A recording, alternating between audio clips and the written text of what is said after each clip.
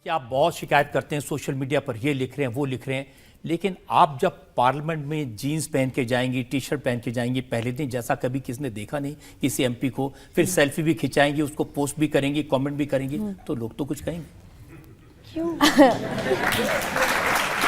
पर मैं एक चीज़ मेरे सब फ्रेंड से पूछना चाहूँगी, हम लोग जब गए पार्लियामेंट में जीन्स और टी शर्ट पहन के खुशी खुशी अपना फर्स्ट टाइम एमपी कार्ड बनाया और बहुत गर्व के साथ वो पिक्चर पोस्ट किया, उसमें आप लोगों को कैसा लगा वो पिक्चर देख के? बढ़िया था ना। जो जिन्होंने लिखा उन्होंने कहा कि मैडम ये फिल्म का सेट नहीं है, ये पार्लियामेंट है। जी सर मैं ये कहना चाहूँगी कि अगर आज कोई पहली बार अपने ऑफिस जाता है, फर्स्ट टाइम ऑफिस जा रहा है, उनकी नई नई नौकरी लगी है, तो ऑफिस में जाके भी तो ऑफिस के कलीग के साथ वो फोटो पोस्ट करते हैं या ऑफिस के नए ऑफिस के केबिन में बैठ के वो फोटो पोस्ट करते हैं, तब तो कोई सवाल नहीं उठती है। somebody has to bring the change and और कहीं पे ये लिखा हुआ नहीं है कि आप जीन्स और एक प्रॉपर व्हाइट शर्ट पहन के एंड स्नीकर्स पहन के पार्लियामेंट नहीं जा सकते। सर यहाँ से यहाँ तक ढके थे, उसमें मतलब मैं ढके हुए से भी ज्यादा कहीं पे लिखा हुआ नहीं था कि हम नहीं पहन सकते। मैं डायरेक्ट एयरपोर्ट से आई, फ्लाइट से उतरी और खुशी खुशी अपना फर्स्ट टाइम एमपी कार्ड लेने चली गई, और जब मुझे मिला I was like oh my God, picture तो लेना बनता है। तो मैं जब पिक्चर खिंचा रही थी तब मुझे ना मैं because I am very active on social media, तो मुझे लगा, मैंने मैनेजर को कहा ये पिक्चर ट्रोल होगा क्या? तो उसने कहा तुम हमेशा टेढ़ा सोचती हो। हमने ठीक है चलो खींच लेते हैं। फिर हाथ बढ़ के मैं भी गई, बड़े बड़े खुशी से एकदम दोनों एकदम फोटो वोटो खिंचाए और वहीं से पोस्ट कर दिया बिना सोचे कि क्या नतीजा होगा, पर आई थिंक उल्टा हो गया थोड़ा। But I think this was nice, but because sir वही सेम जीन्स और टी शर्ट पहन के जब एक लड़का पिक्चर खिंचाता है उसके बारे में कोई कुछ नहीं कहता, but at the same time जब एक लड़की पिक्चर खिंचाती है उसके बारे में सबको शर्मिंदगी होती है, उसके बारे में सब लेकिन मिमी आपकी भी थोड़ी आदत है ना छेड़छाड़ करने की सोशल मीडिया से। देखिए ये तस्वीर है जब चुनाव चल रहा था, तो ये आपने रमादान में पूरा हिजाब पहन के बिल्कुल मुस्लिम दिखते हुए। जी सर, इसके बारे में मैं ये बोलना चाहूंगी कि ये क्लिपिंग मेरी फिल्म की है, जो एक सुपरहिट सॉन्ग है जिसका लाइक 10 मिलियन से ज्यादा है। सबने उस फिल्म को पसंद किया, उस गाने को सुपरहिट किया, बट मैंने जब उस गाने की एक क्लिप लेके ईद में लगाई तब सबको चिढ़ हो गई। क्यों?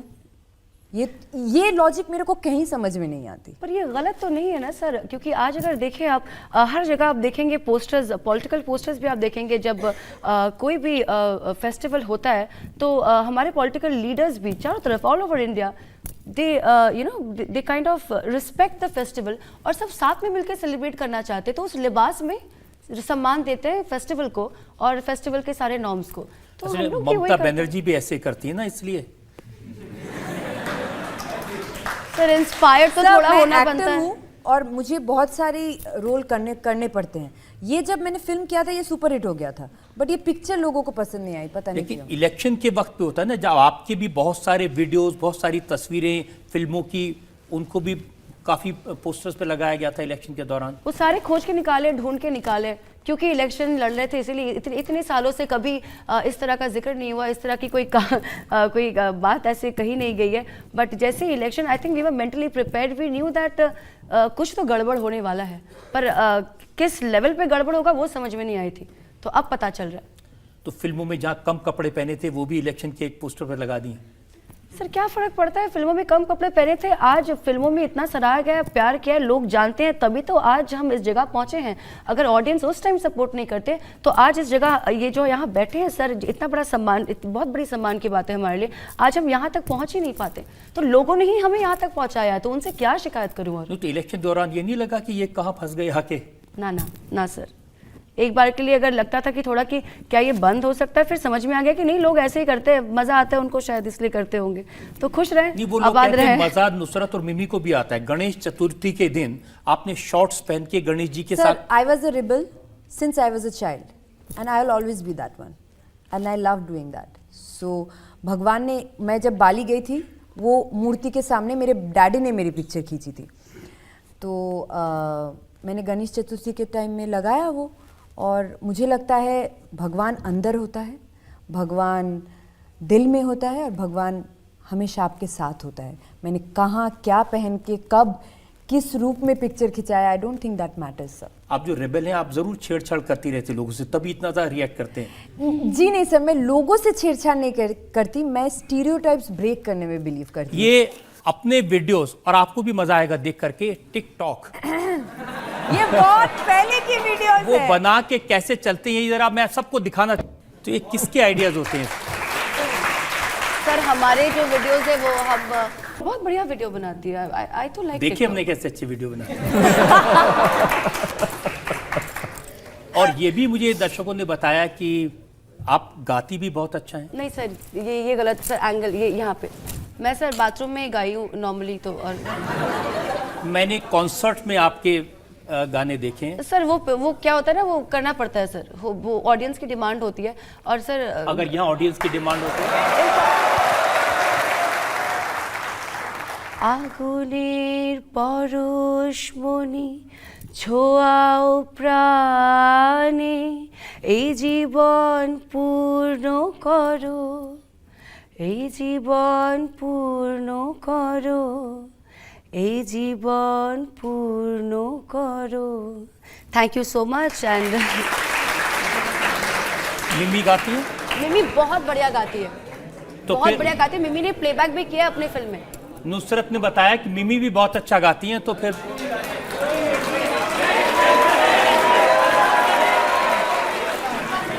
हमें तुमसे प्यार कितना ये हम नहीं जानते, मगर जी नहीं सकते तुम्हारे बिना, हमें तुमसे प्यार। Thank you.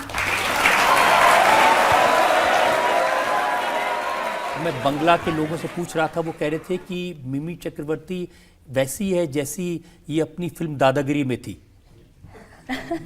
उस फिल्म में बड़े बड़े दादाओं के छक्के छुटा देती है। जी सर, अब That's क्या how you've always been. That's how I have always been, sir. Like मुझे कोई कुछ बोल दे जो तुम्हें ये करना है, यही कर सकती हो, यही इसी राह पे चलना पड़ेगा, that doesn't work for me. It's like what my heart says, what my soul says, what the people says who loves me. अगर प्यार के लिए मैं कुछ भी कर दूंगी, लेकिन कोई ऑर्डर करेगा तो ना करूं मैं कभी भी। अच्छा आप बता दीजिए, ये भी सच है कि एक बार सड़क पे जो लड़कियां छेड़ रहे थे, मनचले थे, उनकी आपने पिटाई की थी और सीधा पुलिस स्टेशन पहुंचा दिया था? जी सर। जी क्या हुआ था सर? लाइक ऐसी 2-3 बार हो चुकी थी जो कहीं पे कुछ गड़बड़ हो रही थी, मैं उतर गई, मुझे अच्छा लगता है ये करना, और तो और मैं ये सबको ही बोलती हूँ, जो आपके आंखों के सामने अगर कुछ गड़बड़ हो रहा है और आपको लगता है कि आप कुछ कर सकते हैं, उसे चेंज कर सकते हैं, मारपीट करने की ज़रूरत नहीं, बस उस सिचुएशन को हेल्प करें, दैट्स इट।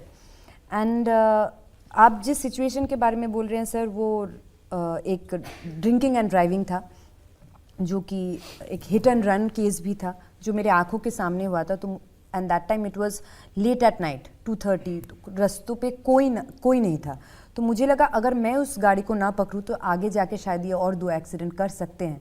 तो मैंने उस टाइम, मेरे गाड़ी में सिर्फ मैं थी और मेरे एक सिक्योरिटी थे, तो मैंने क्या किया, अपनी गाड़ी को उस गाड़ी के सामने लगाया, उनको निकाला, तो मैंने देखा पूरे गाड़ी के अंदर there were beer bottles and all, so I took them out of the car and then बहुत पिटाई की इसने। and then called the police, hand over किया, फिर घर गई and उनको हॉस्पिटलाइज किया, जिनका एक्सीडेंट हुआ था, फिर घर गई थी। तो ये जो आपकी जो फिल्मों में इमेज, जैसे गैंगस्टर में एक रिवॉल्वर वाली बनी हुई है, विलन में भी लड़ने वाली बनी हुई है, तो वो असली जिंदगी में वही है? इन्फ्लुएंस्ड। नहीं तो आपसे वो कैरेक्टर इन्फ्लुएंस हुआ या कैरेक्टर से आप इन्फ्लुएंस हो गई? Vice versa. सर जी सर ऐसा है, जब भी मैं स्क्रिप्ट पढ़ने जाती हूँ, जब भी मेरे कोई डायरेक्टर बुलाते हैं, स्क्रिप्ट राइटर बुलाते हैं, तो फर्स्ट जो डिस्क्रिप्शन मुझे मिलता है वो ये होता है, ये मिमी नहीं है। लाइक ये गुंडागर्दी नहीं करती है, ये मिमी नहीं है। सो आई गेट, ओ अच्छा ये गुंडागर्दी नहीं करती, ये गर्ल ही है, ओके फाइन। और कोई जाके मुझे बोल देता है दिस इज परफेक्टली मिमी and I get it, I get you, so it's like that. और नुसरत, आप पर तो इल्ज़ाम लगा कि किसी आदमी ने गैंग रेप किया, आपने उसको बचाने की कोशिश की। सर वही तो मैं समझ नहीं पाया, मैं लोगों को क्या किसी आदमी ने गैंग रेप किया, मैं थोड़ी ना किसी का रेप कर सकती हूँ सर। उन लोगों ने मुझे पहले ही कटघरे में ऐसे बैठा दिया जैसे कि मैं ही रेप कर दी। तो मैं बहुत छोटी थी उस टाइम पे, समझ नहीं आ रहा था। उस टाइम पे बड़ा रोती थी घर में बैठ के कि ये हो क्या रहा है मेरे साथ, अल्लाह बचाइए कुछ तो हो। बट आज समझ में आता, आज बहुत हंसी आती है मुझे ये सोच के कि भाई मैं एक लड़की का रेप नहीं कर सकती, समझो बात को। पर अभी क्या बोलूँ, उस टाइम पे बहुत कुछ हो गया था। तो मैं बचाने वाली या फंसाने वाली कोई होती नहीं हूँ जब मेरी कोई इन्वॉल्वमेंट नहीं है। एक रिश्ता था जो कि फैमिली इन्वॉल्व थी, तो जाहिर सी बात एक रिश्ता था, पर गलत का साथ तो मैं नहीं दे सकती और ना मेरे परिवार ने दिया। और जिस तरह के आरोप लोगों ने मुझ पर लगाए कि मैंने भगा दिया, जैसे कि वो सामने बैठे थे जब मैं रूट मैप बना रही थी और उन लोगों ने बोला कि हाँ नुसरत को पता होगा यहाँ से वहाँ से भगाया है। लोगों ने ये नहीं सोचा कि इतनी बड़ी वाकया हो गई पर बिक मैं रही हूँ, मेरी शक्ल बिक रही है। थोड़ा सरप्राइजिंग लगता है, आज भी मैं हंसती हूँ जब मैं I go back to those times and I see the newspaper. ये पूरा वाकया में सब कुछ लिख रहे हैं जहाँ पे मेरा नाम इतना सा मेंशन्ड होगा। अक्यूज की फोटोज भी नहीं थे, मेरे इतने बड़े फोटोज थे, इतने बड़े फोटोज। तो आज बहुत हंसी आती है देख के कि लोग किस तरह की सोच रखते हैं, या फिर चाय में बिस्कुट डुबाते हुए जब डिस्कशन करते किस तरह का मज़ा उनको आता होगा कि वो समझ नहीं पाते कि उस टाइम पे एक 20 साल की लड़की पे या उसके परिवार पे क्या बीता होगा। एक सेक्शन ऑफ सोसाइटी बहुत समझदार थे और लॉ एंड ऑर्डर अपना काम कर रही थी, तो मुझे उस तरफ से कोई परेशानी नहीं हुई। फालतू का 2 साल वेस्ट हो गया क्योंकि लोगों को लगा कि उनकी पिक्चरें बंद हो जाएगी, बट अगेन जब लोगों का भरोसा वापस आया एंड मैं बहुत पॉजिटिव थी। और तो कैसे कमबैक हुआ? सर बस डरना बंद कर दिया, बस डरना बंद कर दिया। एक समय था जब मैं 2 महीने अपने रूम से बाहर नहीं निकली थी, मुझे इतना डर लगता था क्योंकि सारे लोगों ने साथ छोड़ दिया था, परिवार ने साथ छोड़ दिया था, रिश्तों ने साथ छोड़ दिया था। तो मुझे समझ नहीं आया कि मैं क्या करूं। प्रोफेशनल लोग तो बहुत बाद में आते हैं और इमोशनल डिस्ट्रेस भी उस तरीके का था। तो मैंने सिर्फ इतना ही देखा कि पापा बस नमाज में बैठते थे, 2 हाथ उठाते थे, दुआ करते थे और मैं रात को सोते वक्त बस यही बोलती थी कि बस मुझे इतनी हिम्मत दो कि मैं घर का दरवाज़ा खोल के बाहर निकलूं। तो एक दिन बस सर दरवाज़ा खोल दिया, खोल के बाहर निकला। बहुत कुछ सुना है मैंने, ये भी सुना है कि लोग मुझे मेरे पिक्चर से या मेरे नाम से नहीं जानते थे, because I was just 1 movie old. मुझे बुलाते थे कि अरे ये वो पार्क स्ट्रीट वाली लड़की है ना। तो वो एक जुनून की तरह मेरे लिए काम किया sir. It really helped me move forward in life, break all the barriers and beyond everything which is why you know what I am today। अगर ये वाकया नहीं होता, अगर मैं इतनी नहीं डरती, अगर लोगों ने मुझे इतना नहीं ठुकराया होता, आज मैं यहाँ नहीं पहुँचती। तो मैं बहुत धन्यवाद करना चाहूँगी उन लोगों का जिन्होंने मुझे उस टाइम पे ठुकराया और आज मुझे सराहा है। बहुत शुक्रिया। आप दोनों ने बहुत अच्छी बात कही कि हिम्मत से अगर काम करें तो फिर बड़ी मुश्किलात से सामना किया जा सकता है। मुझे लगता है ये बात लोग सीखेंगे।